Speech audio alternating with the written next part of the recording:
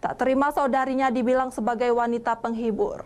Seorang pria di Palembang tusuk suami saudarinya yang merupakan adik iparnya sendiri dengan pisau hingga nyaris tewas.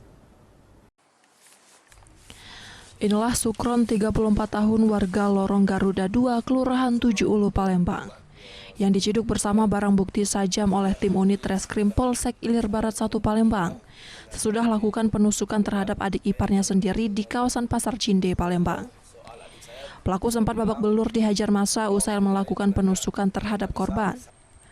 Kejadian bermula dirinya tak terima adik kandungnya yang merupakan istri dari korban dibilang wanita malam atau pelacur oleh korban.